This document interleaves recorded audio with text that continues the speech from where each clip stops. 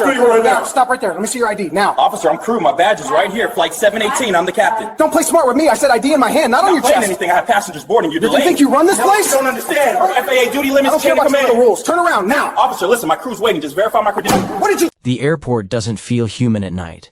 It feels like glass and surveillance, like every breath is being recorded. At 9:17 p.m., under the cold lead spill of Gate C-12, a black commercial pilot in full uniform walked toward his flight comm, focused, carrying the weight of 100 lives he was trained to protect. Then a police officer stepped into his path. A few words. A misunderstanding. A challenge of authority. And within seconds, the pilot hit the floor like luggage. Before we begin, I want you to watch this story like a juror, not like a spectator. Because cases like this don't start with violence. They start with pride. If you believe power should have limits, stay with me to the end. The airport at night doesn't sleep. It hums, not with life, but with machinery rollers under suitcases, escalators that never stop, the soft electronic chirp of boarding scanners. Above it all, the calm voice of the intercom repeats itself like a lullaby nobody believes in. Final boarding call. At 9:02 p.m., Terminal C looked like a place that wanted to feel normal. Families settled into their seats. Business travelers stared into laptops like they were praying. Security lines had finally thinned the late rush, fading into a quiet tension that only airports carry, the kind that sits behind smiling faces. And at the end of the corridor, under a sterile strip of white LED light, the sign read, Gate C-12. Captain Malik Robinson walked through the terminal like someone who belonged to it, not because he was arrogant, but because airports had been his second home for 15 years. He moved with the practiced pace of a professional, not rushing, not dragging his feet either. Uniform pressed, wings pinned, tie fixed, ID badge clipped in a place where it could be seen without being flaunted. He pulled his small pilot bag behind him, the wheels tapping softly against the tile. In his mind, he wasn't thinking about people staring. He was thinking about checklist timing, crew briefings, and weather updates over the Midwest. Pilots don't arrive casual. They arrive with systems in their minds. Malik's phone vibrated. Ops text. Crew meeting in 12. Gate change possible. Check in with lead. He didn't react emotionally. He simply absorbed it the way pilots absorb pressure, calmly, precisely. He had flown this route dozens of times, and every time he told himself the same thing. My job is to bring people home. But that night, before his hands ever touched a flight control, someone decided his uniform meant nothing. Because airports have security everywhere, but not all security is about safety. Some of it is about control. Officer Evan Kruger was standing near Gate C-12, half leaning near the boarding podium like he owned the air. Late 30s, stocky build. The kind of posture that says, I've never had to apologize in my life. Airport police patch on his sleeve. Utility belt heavy with tools, handcuffs, radio, pepper spray. His presence wasn't unusual. Airports always have police, but there was something about him that made the energy around him tighten. His eyes were scanning people not for danger, but for permission to challenge someone. A gate agent glanced at him more than once. The glance people give when someone is technically professional but emotionally unpredictable. Malik stepped closer to the gate desk. Kruger's head turned instantly. He watched Malik, the way a guard watches a door, like the door has to earn entry. Hey, the officer called, voice louder than necessary. You, pilot. Malik stopped. No sudden movements, no attitude. It wasn't fear, it was training. He turned fully, hands visible like a man who understood public spaces were always watched. Yes, sir, Malik said. Kruger stepped forward, closing distance quickly. ID. Malik blinked once. That word again, ID. In America, it wasn't just a request. It was a test. Malik didn't argue. He didn't roll his eyes. He didn't show irritation. He reached toward his chest, gently pinched his badge, and lifted it slightly so it could be read clearly. Airline logo, photo, name, employee number, Captain Malik Robinson. Kruger didn't look satisfied. I said ID. Kruger repeated, slower now, like he was speaking to a child or a suspect. Malik stayed calm. That is my airport and airline credential. I'm crew for Flight 718. If you need additional verification, I can show my driver's license too. The gate agent behind the desk stiffened. She knew the tone. That wasn't a security check. That was an ego check. Kruger leaned in just a bit, voice lowering. You getting smart with me? Malik's expression didn't change. But inside, a small warning bell rang. Pilots learn how to read air pressure changes. They also learn how to read human storms. No, sir, Malik answered, just trying to follow procedure. That word procedure hit Kruger like an insult, because men like Kruger don't like procedure when they aren't the one writing it. You people always say that, Kruger muttered, not loud enough for the crowd, but loud enough for Malik to hear. Malik froze, not outwardly, internally. He'd heard versions of that sentence before. In stores, in parking lots, in quiet moments where racism hid behind legality. The terminal suddenly felt colder. Malik's jaw tightened slightly, but he forced his voice smooth. Officer, I'm reporting for duty. My passengers are boarding soon. Can I proceed to the gate? Kruger's eyes narrowed. The line between authority and insecurity is thin, and Malik had just stepped on it without even meaning to. Kruger pointed at Malik's chest. You don't move unless I say so. A few travelers glanced over, sensing the shift. Phones stayed in pockets for now. Malik took a slow breath, the way he did before takeoff, staying professional, staying calm, staying alive. Yes, sir, he said. But then, from behind Malik, the gate agent's computer beeped. She spoke without thinking, soft, automatic. Captain Robinson, your crew is waiting for you. That sentence changed everything. Because now Kruger knew Malik wasn't just another traveler. He was important, and for a man addicted to control, the sight of importance can feel like disrespect. Kruger stepped closer again, turned around. Malik didn't move yet. He wasn't refusing. He was processing. And in that half-second pause, just one breath, Kruger decided Malik had challenged him. The officer's hand dropped toward his cuffs. Malik's eyes widened slightly, not with fear, with realization. This isn't a check. This is an example. And when Malik shifted his bag slightly just to keep it from rolling into someone, Kruger exploded forward. The tackle didn't look like a misunderstanding. It looked like punishment. Malik felt it before he understood it, an impact to the side of his body, an arm clamping around his torso like a vice, and then the entire world tilting into hardtail. His shoulder hit first. The sound wasn't loud in the terminal's roar, but inside his bones it cracked like thunder. For half a second, his breath disappeared. Not metaphorically, physically. Like someone had unplugged him. Airports are full of motion, but there are moments when everything freezes. This was one of them. A rolling suitcase kept moving on its own, drifting like a ghost past gate C12. A boarding announcement continued calmly overhead. Oblivious, passenger in Group C may now board, and then the screaming started. Oh my God! What are you doing? Stop, stop.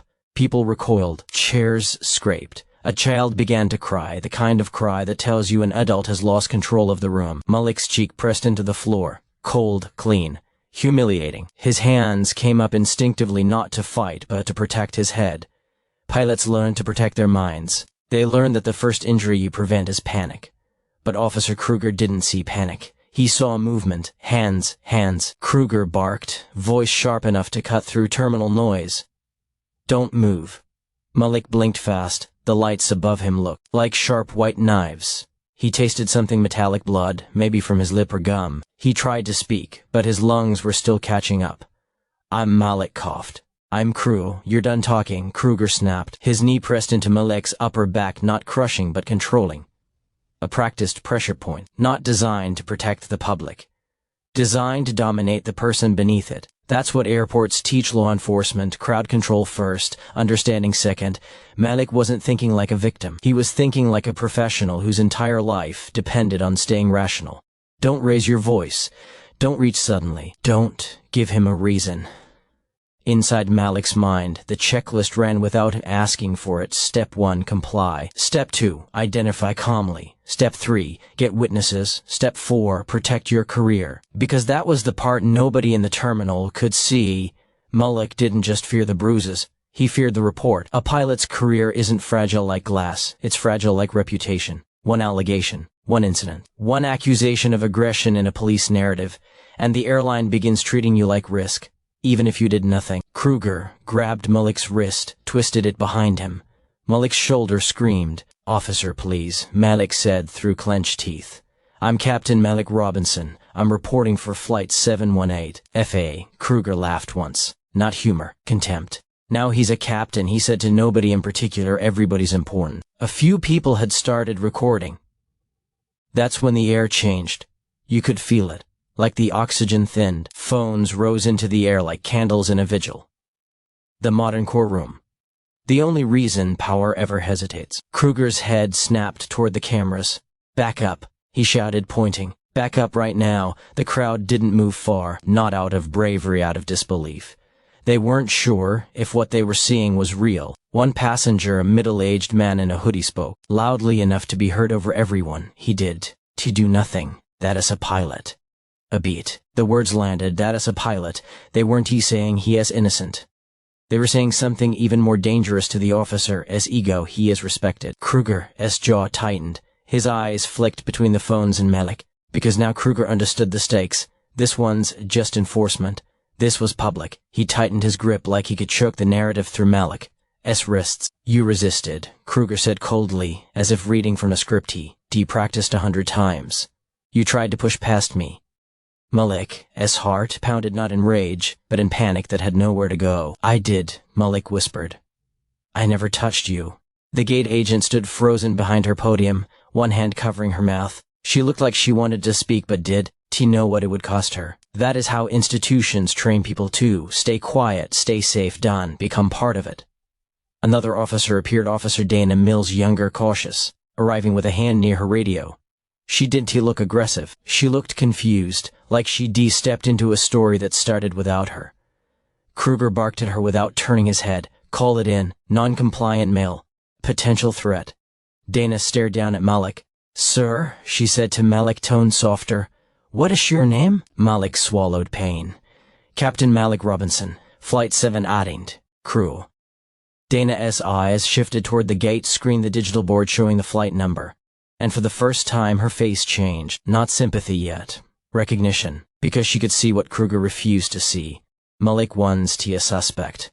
He was the man responsible for flying a plane full of people safely through the night. Dana turned to Kruger, voice low, controlled. "Evan, he might actually be the pilot." Kruger snapped, furious. "Don't start with me." Dana hesitated, then said it anyway, because once the truth enters the room, you either support it or you bury. "Passengers are boarding," she insisted. "If he's crew, we need to verify. Now."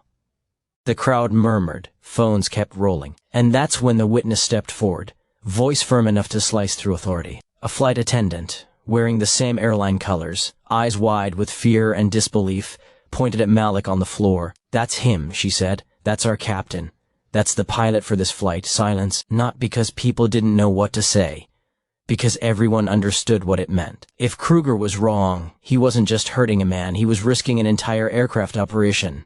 He was delaying a flight. He was threatening a whole system to protect his ego. And now, the whole terminal had witnessed it. After violence, the world doesn't return to normal. It pretends to. At 9:24 p.m., Gate C-12 was already trying to forget what happened. Passengers were being guided back into lines. A gate agent forced a smile that didn't reach her eyes. The boarding scanner beeped again, almost offended that human chaos had interrupted its routine. The airport's machinery kept moving, because airports are built to keep moving, no matter what they crush. Malik Robinson was lifted from the floor like a problem being removed, not a person being helped. His wrists were locked in cuffs that pinched every nerve with each step. The silver metal looked too clean against the dark navy of his pilot uniform, his uniform that had been crisp 15 minutes earlier, now torn at the shoulder seam like it had been grabbed by a storm. One of his epaulets sat crooked. His tie had shifted. The wings on his chest still caught the light, still shining in that cruel, indifferent way. The officer escorting him didn't say much. That silence was deliberate. In police culture, silence is control. You don't soothe. You don't explain. You transport. They didn't take him to the gate. They took him down a corridor passengers never see. The lighting changed first. That's how Malik noticed the shift.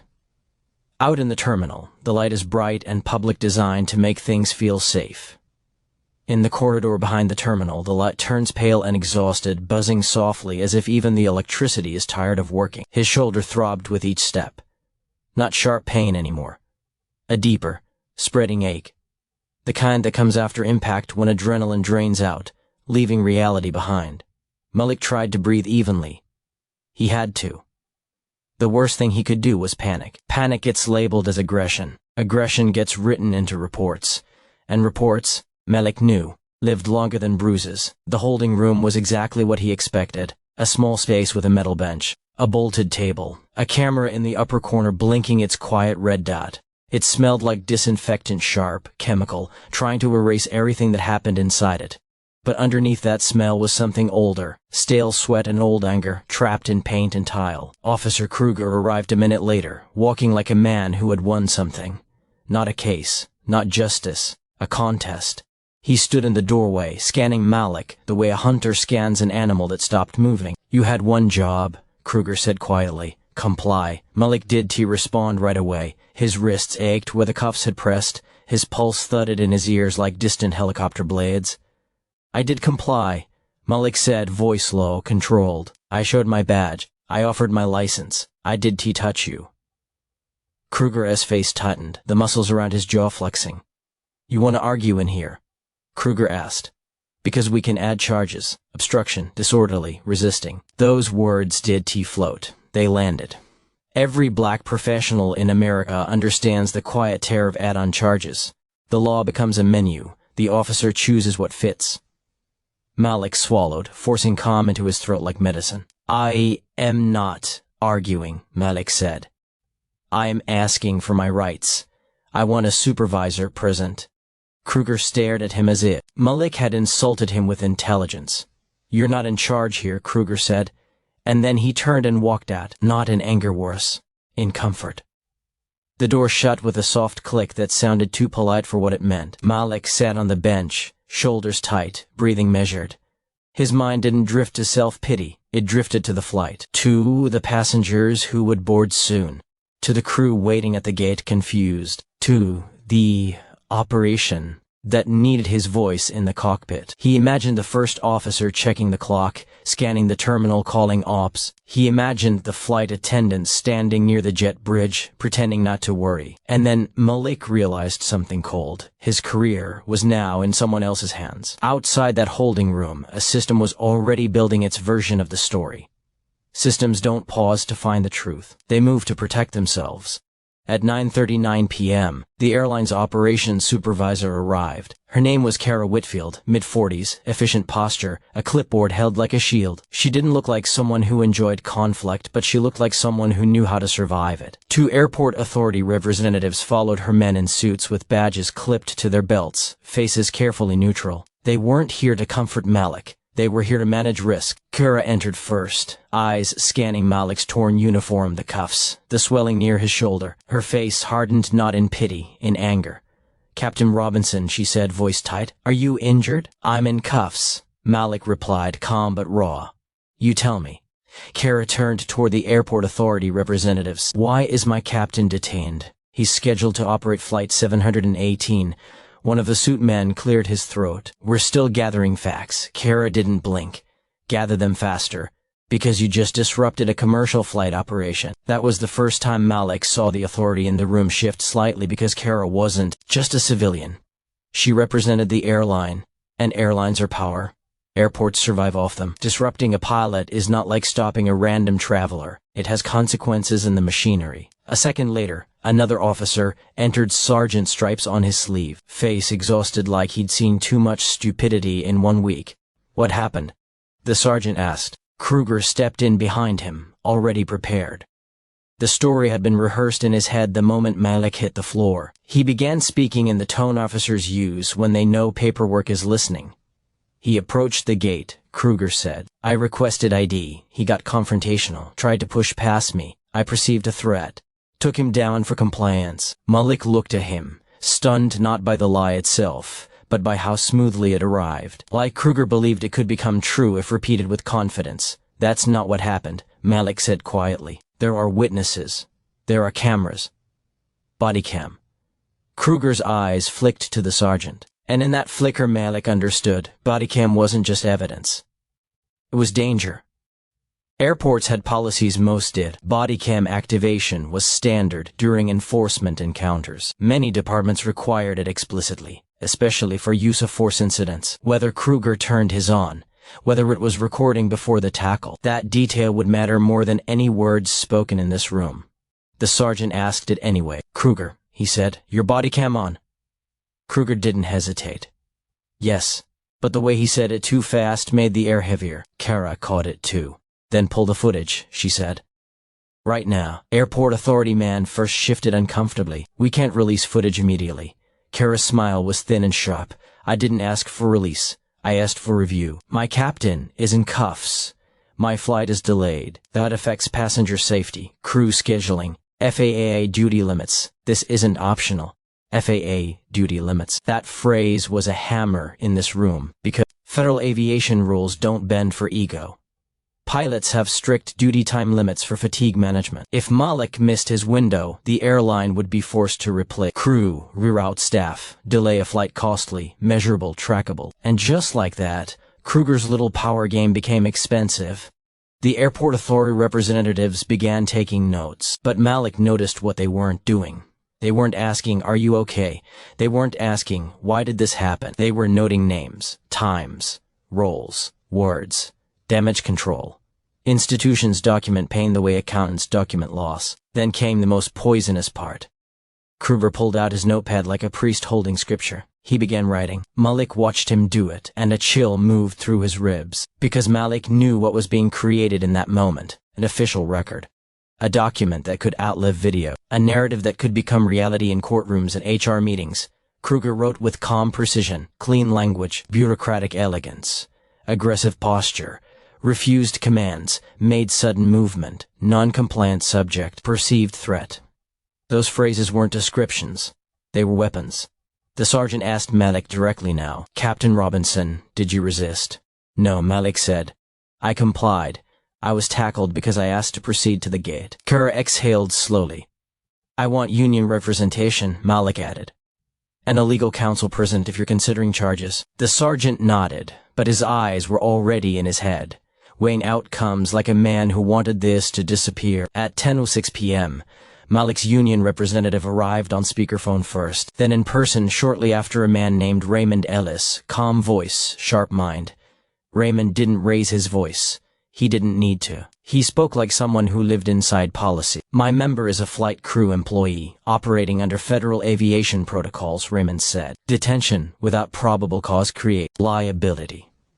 If force was used, we want the incident number, Bodycam confirmation, and supervisor review immediately." Airport authority man second tried to interrupt with polite legal fog. "This is still under internal review." Raymond cut him off gently. "Internal review is not a shield from federal litigation." That sentence made the room tighten. Because now everyone could feel it. This wasn't going to be handled quietly. Not with footage, not with witnesses, not with a pilot in uniform being tackled at a gate. Still, the system kept moving, because that's what systems do even when they're wrong. A charge was mentioned. Disorderly conduct, resisting. Something small but poisonous, something that could justify the tackle after the fact. Malik felt his stomach sink. The truth didn't automatically win. The truth had to fight paperwork first. And outside the holding room, far beyond the airport's quiet corridor, another system was moving too. The internet. At 10:11 p.m., the first video clip hit social media, shaky, 30 seconds long, showing a black pilot in uniform slammed to the floor while passengers screamed. The caption was simple, "This is America." Within minutes, it was reposted, then reposted again. By 10:20, thousands of shares. By 10:35, millions of views. The airport didn't know it yet, but the story had already escaped them, and Malik, still cuffed, still aching, still trying to breathe like a pilot instead of a victim, felt the moment shift into something bigger than humiliation. He understood the truth with a clarity that hurt. Kruger hadn't just tackled him. Kruger had tackled the wrong man, in the worst possible place, on the most recorded kind of night. And now, the entire world was walking toward Gate C-12 that morning. The airport looked the same. The same glass walls, the same polished floors, the same departures board blinking with indifferent accuracy. But the country was different, because the story didn't stay inside Terminal C. It escaped. It didn't go viral, because it was the most violent footage anyone had ever seen. In America, violence has become common. It went viral for a colder reason, because it was familiar. A respected black professional brought down publicly, not for what he did, but for what he refused to become. Small, quiet. Grateful for being allowed to exist. The first clip was 30 seconds, shaky hands, muffled screams, a pilot's uniform visible like a flag. It showed the tackle, the tile. Malik's voice strained as he tried to explain who he was. It didn't need background music. It didn't need captions. The humiliation itself was the headline. By 6:14 a.m., it had crossed 10 million views. By 8, it was on morning news screens, playing under bold text, pilot tackled by police at T airport. The same footage repeated like a warning. Then came the analysis, the arguing, the hot takes. But Malik didn't experience any of that, like a public figure. He experienced it like a man who woke up in pain. At 7:22 a.m., he sat at the edge of his bed, shoulder stiff, wrist bruised purple where cuffs had dug into skin. His uniform shirt lay folded on a chair, torn at the seam, as if it had survived something it never should have been dragged into. His phone wouldn't stop vibrating. Messages, missed calls, unknown numbers, journalists' friends, people he hadn't spoken to in years suddenly checking in. Some supportive, some curious, a few cruel. But what hit hardest wasn't the world watching. It was the first email from his airline. Subject, administrative leave pending investigation. That phrase is polished, corporate, bloodless. It is also betrayal dressed as policy. Malik read it twice, like maybe he had misunderstood, like maybe, if he blinked hard enough, the words would change into something human. But they didn't. Pending investigation, as if he had done something wrong. His jaw tightened. He felt his throat burn not with tears, but with that deeper humiliation of being punished even when you were the one harmed. Pilots are trained to accept responsibility.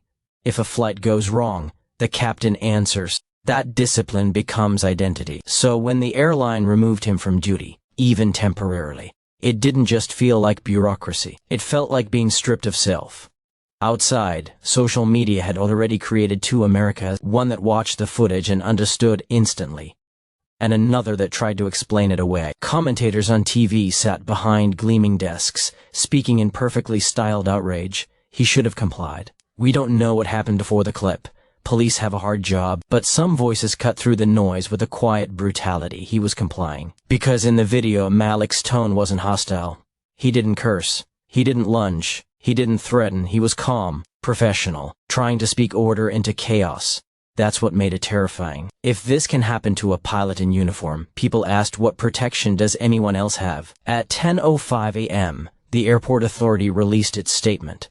It was exactly what institutions release when they're afraid. A paragraph full of empty words. We are aware of the incident. We take these matters seriously. An internal review is underway. The safety of travelers remains our top priority. It mentioned no names, no injuries, no accountability, not even an apology. The statement wasn't meant to tell the truth. It was meant to buy time. But time had already run out the second the footage reached the internet. Because the internet doesn't do internal review, it does public judgment. By noon, Kruger's face was online too. Not officially, unofficially. People found him through patrol rosters, old Facebook posts, and screenshots of public records. That's how modern justice works now. When institutions stall, citizens investigate. His colleagues tried to protect him. There were posts from fellow officers, subtle, coded language about supporting one of our own. A few shared memes about backing the badge. It wasn't open racism. It didn't need to be. Solidarity can be a wall that keeps truth out. And behind that wall, Kruger was preparing his defense. Not the legal defense, the narrative defense. Because deep down, Kruger understood something Malik understood too. If the story becomes racism, you don't just lose your job. You lose your identity. You become the villain in history's archive. And men like Kruger don't think they're villains. They think they're guardians. So they rewrite. At 2:18 p.m., Malik met his legal counsel. Not a flashy TV lawyer, a careful one. A civil rights attorney named Nina Graves, known for cases that weren't just lawsuits, they were dismantling operations. She had the eyes of a surgeon, focused, unromantic, sharp. She didn't begin with sympathy. Sympathy doesn't win cases. She began with facts. Tell me the exact order of events, she said calmly. Time. Words. Movements. Who spoke first? Malik recited it like he was reading flight data.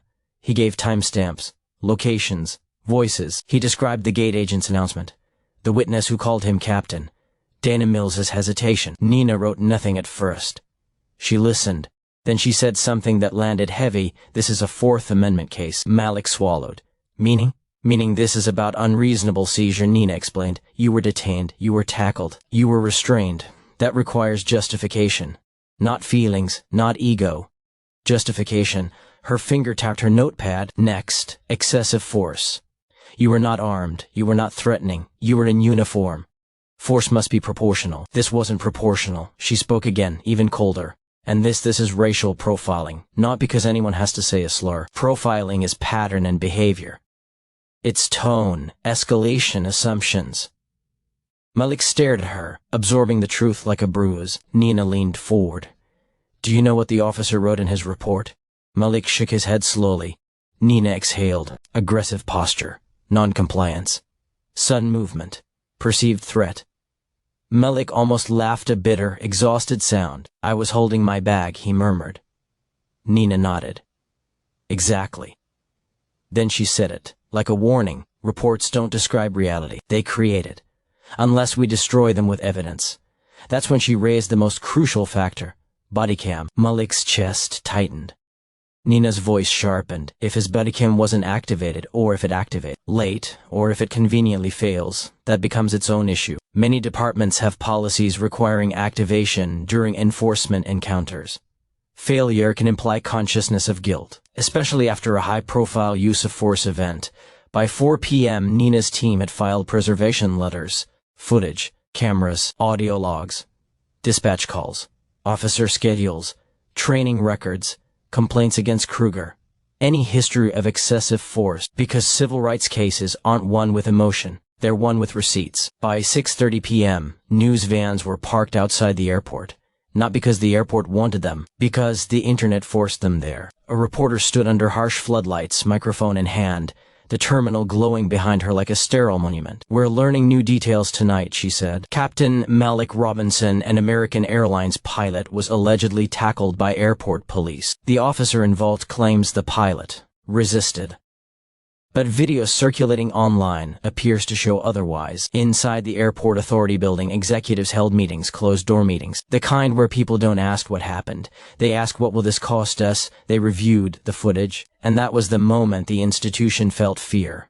Because the footage didn't match the report, not even close. You could see Malik's hands. You could hear his tone. You could see Kruger's posture, his impatience, his aggression, his escalation like a man hunting respect rather than safety. The question wasn't whether Kruger was wrong. The question was how long the airport would pretend he wasn't. Politicians noticed too. At 8:12 p.m., a state senator tweeted, "This is unacceptable. Airport police must be held accountable. I am calling for immediate review." At 9:06 p.m., a congresswoman posted, "If this pilot can be tackled in uniform, what safety do ordinary travelers have? Federal review needed." The words weren't miracles, but they were pressure. And pressure is what makes institutions crack. By the second night, the phrase began circulating online, DOJ civil rights investigation. People spoke it like a prayer. Like the federal government was the only force that could overpower local protection. Whether it would happen was uncertain. But the possibility alone changed everything. Because once federal eyes appear, local lies become dangerous. Kruger felt that danger too. That's why he made the mistake that ended him.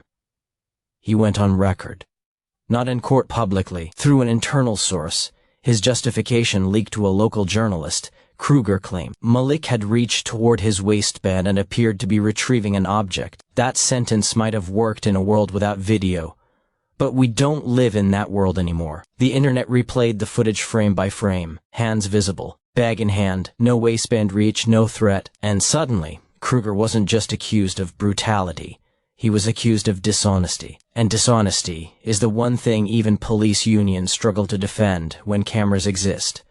The backlash hit like weather. Former pilots spoke out. Flight attendants posted long threads about how crew are trained to de-escalate conflict and maintain calm. Aviation professionals explained duty time regulations and the impact of detaining crew mid-operation. Even some officers quietly, anonymously admitted what the public already knew. You can't tackle a man for being calm. Inside Malik's home, the noise of the world didn't feel like victory.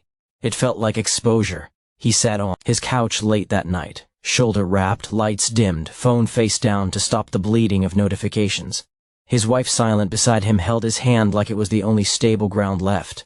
Malik stared at the wall, replaying the tackle not as a video but as a violation. He remembered Kruger's tone, Kruger's certainty, the way power enjoys the moment it thinks it can't be punished.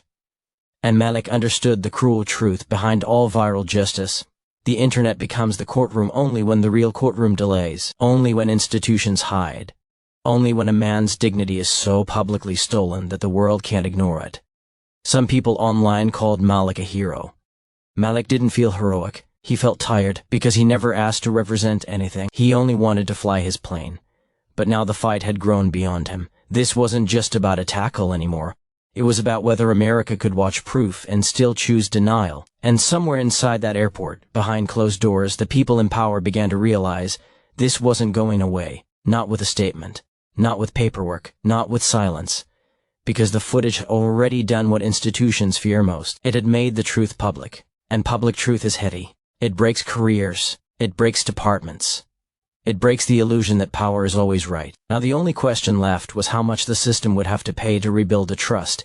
It shattered on a cold tile floor at Gate C12. The internet moved fast. The law moved slow. That's always been the imbalance: public outrage like lightning, justice like weather. And in the weeks after Gate C12, Malik Robinson learned that the most painful part of fighting for dignity isn't the moment it's taken. It's the months you spend proving it was ever yours. By the time the headlines cooled, the case had already become something heavier than a viral clip. It became a legal file, a process, a machine. And machines don't feel sympathy, they feel pressure. The first sign that this wasn't going away came quietly, without camera crew or speeches, just paperwork with legal language sharp enough to draw blood.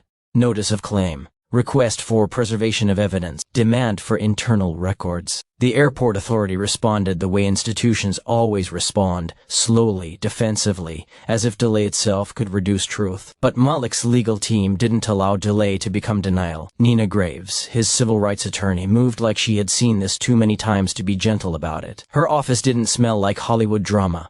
It smelled like printer ink and hard coffee. The walls were lined with case binders, each one a story where someone had learned that respect in America comes with conditions. In the first meeting, Nina looked Malik directly in the eyes. "This isn't about anger," she said. "This is about record. We build a record so strong it outlives their excuses." So they began turning Malik's pain into evidence. The bruising on his wrists, photographs taken under proper lighting, time-stamped, the swelling in his shoulder, medical reports, physical therapy notes, follow-up diagnostics to check for soft tissue injury. Not because Malik wanted to dramatize, because courts don't reward emotion. They reward documentation, and the defense knew that too. Within a month, the airport authorities' attorneys submitted their response, controlled, sterilized, predictable. The officer acted reasonably. The subject appeared non-compliant. The officer perceived a threat. They said perceived like it was a magic word, like fear alone could justify violence. But Nina didn't argue like a commentator. She argued like a surgeon. She requested discovery. And discovery is where institutions start sweating. Because discovery doesn't care about public statements. It cares about internal truth. Training logs, use of force policies, bodycam activation rules, internal emails, dispatch audio, witness statements, terminal camera footage, incident reports, complaints, especially the ones people tried to bury. The airport authority tried to narrow the scope. They objected, delayed, claimed certain files weren't irrelevant, claimed certain records were protected. Nina pushed back harder. "This officer tackled a uniformed pilot at a gate," she told them. "Training, discipline, and prior incidents are not optional. They were essential. That, as the reality of civil rights litigation, the fight is rarely about the one incident. It's about the pattern behind it. And when the first internal documents arrived, the pattern began to show teeth. Officer Evan Kruger One's new to conflict. His file was clean on paper, but clean doesn't always mean innocent. Sometimes clean means protected. Sometimes it means supervisors quietly smoothing sharp edges to avoid scandal. There were prior notes about attitude. Notes about escalation. A complaint from a traveler 2 years earlier about unnecessary aggression. A warning from a senior sergeant recommending additional de-escalation training. Not enough to fire him back then, but enough to show something dangerous. The system had known who he was. It had just hoped he would become expensive. Malik's deposition came first. Depositions don't feel like justice. They feel like interrogation with better grammar. Malik sat in a conference room wearing a plain shirt, his hands folded on the table, a microphone capturing every breath. Across from him sat defense attorneys, polished and calm, trying to peel his story apart like fruit. They asked about his past, his temperament, his disciplinary history. They asked if he had ever had conflict in airports before. Malik answered everything like a pilot, precise, measured, factual. But inside, something burned. Because this one's about finding truth. This was about finding weakness. At one point the defense attorney asked, voice smooth, Captain Robinson, would you agree that when law enforcement gives an order, it is best to comply immediately? Malik paused. A pause doesn't seem dramatic, but in depositions it's everything. Because Malik was weighing the question like he weighed flight decisions, asking himself what answer would not only serve him, but serve the principle behind the case. Yes, Malik said calmly, but compliance doesn't mean surrendering your dignity. I complied. I still got tackled. The stenographer typed it, and that sentence became part of the record. A quiet truth sealed into legal history. Then came Kruger's deposition, and that's where pride began to cost real money. Kruger walked into his deposition with his back straight and his jaw set, no apology in his face, no humility, only the confidence of a man who had been protected for too long. He repeated his story. He said Malik moved suddenly. He said Malik attempted to pass. He said Malik appeared threatening. Nina let him speak. She didn't interrupt. She didn't rush. She waited, the way prosecutors wait when they know someone is building their own trap. Then she slid the footage onto the screen. Multiple angles. Terminal security camera, passenger phone videos, audio logs. She didn't narrate. She didn't dramatize. She just pressed play. The room filled with the sound of screaming passengers and Malik's calm voice, trying to explain his identity. Then the tackle. Then Malik on the floor. Then Kruger's voice. Nina paused at key frames, zoomed in. Officer Kruger, she asked quietly, can you show me where Captain Robinson reached toward his waistband? Kruger's eyes narrowed. That's not, he started. Nina didn't raise her voice. I'm asking you to show me, she repeated, calm as ice. Kruger stared at the frozen frame. There was no waistband reach. His claim didn't exist in reality. It only existed in his report. His lie now exposed didn't just weaken his defense. It broke it, because the law can forgive mistakes. The law does not forgive dishonesty.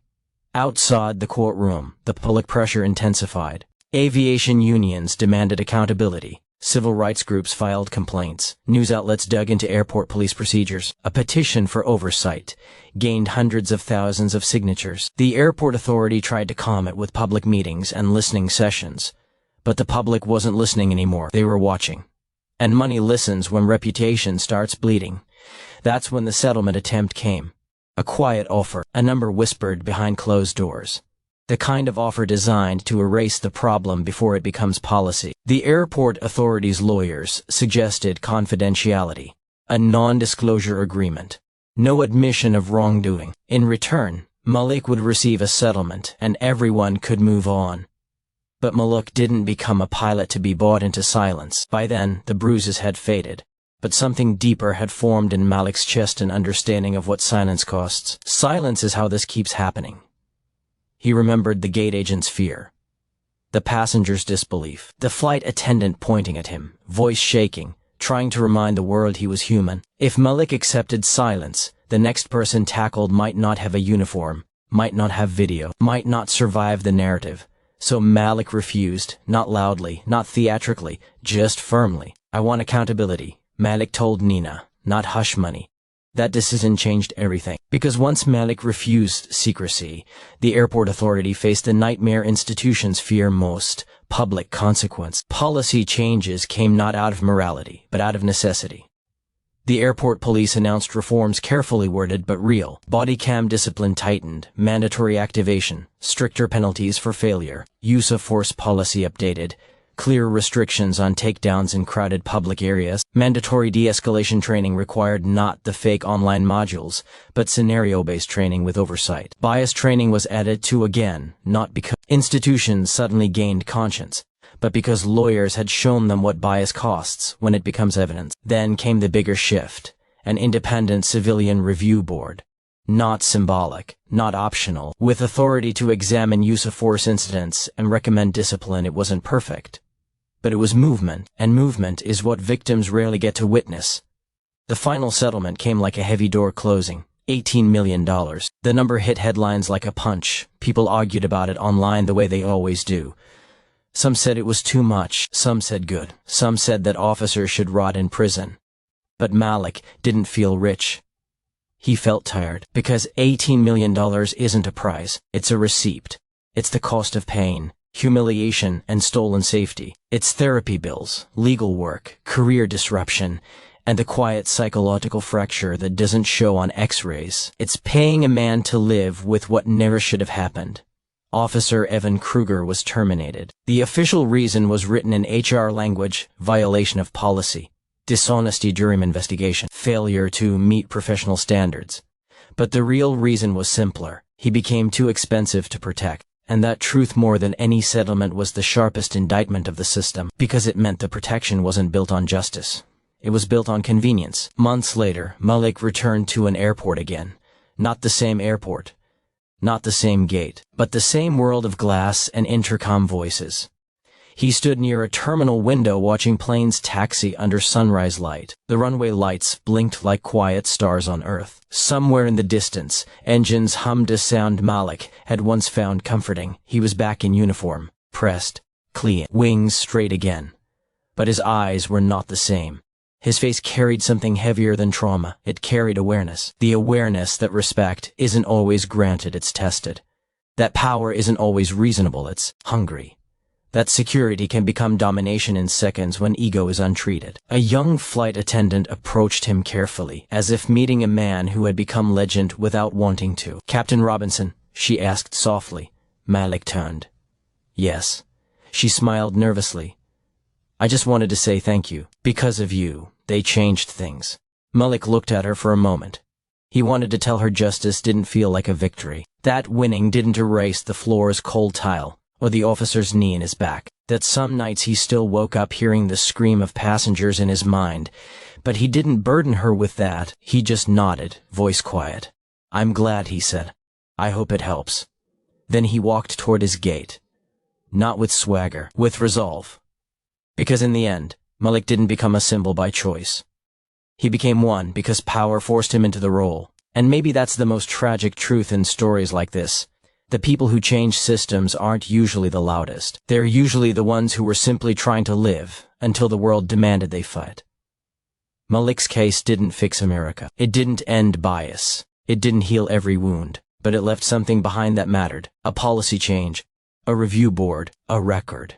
A warning to the next officer who thinks pride is authority. And for Malik Robinson, that was the only kind of closure worth anything. Not revenge. Not fame. Just the quiet hope that the next person won't have to bleed to be believed.